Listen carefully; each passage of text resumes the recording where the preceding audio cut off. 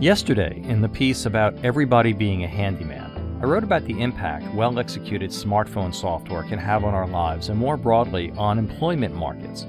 The change in employment structure that's happened and is escalating through the internet economy takes a lot of forms that are less technology related though, and today I'll be talking about what the piece yesterday's article was based on originally made me think about.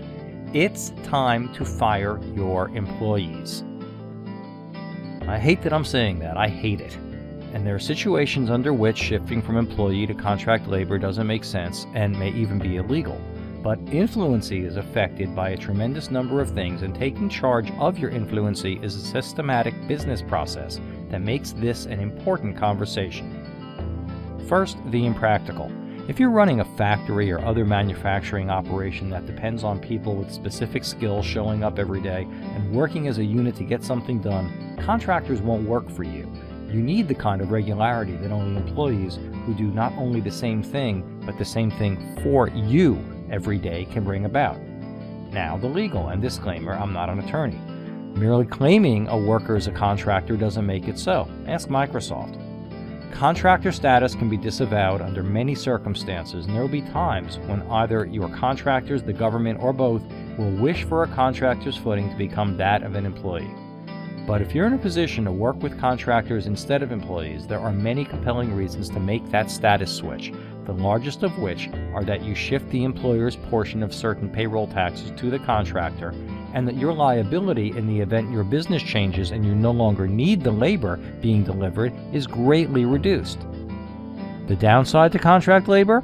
Yes, employees tend to cost less overall. Contractors generally get a higher hourly wage, albeit without the aforementioned tax overhead or the cost of supplying benefits and administering benefits programs. Cue here a discussion of Obamacare. Oh, and this. Employees are there when you need them. If you pay someone to be in your office or otherwise available to you from 8 a.m. to 5 p.m., you know they're around when a crisis strikes. Contract labor is trickier than that.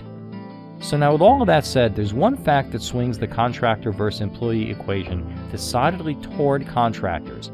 Contractors are becoming less expensive. I'm not advocating farming labor to places 13 time zones away in countries where your language isn't native, or even close. But when you find people who work on schedules that accommodate yours, speak your language fluently, and understand a bit of your idiom, a 30% cost reduction starts looking pretty sweet, and 70% is even harder to ignore.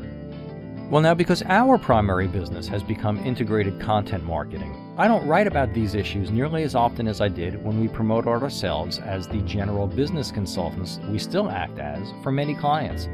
But as I was writing the We're All Handymen piece, it occurred to me that I needed to address where that statement about the labor force intersects Influency.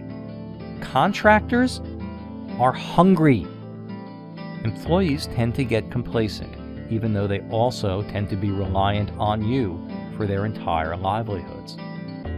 Whether we're talking about employees, contractors, clients, or customers, you do know the difference, right? Or anyone else, one element of Influency that makes it Influency is the place of importance you hold. And that's where we come in. When you decide to start using more contract labor, we find, engage, and get between you and them so you don't have to manage those contractors. It's like having one employee to direct the work of dozens, and often for less than you'd pay one W-2 status person. It's food for thought. If you also see it as food for action, contact me here. Now get back to putting out those fires, Mr. Handyman. I'm the answer guy, and I'll be back.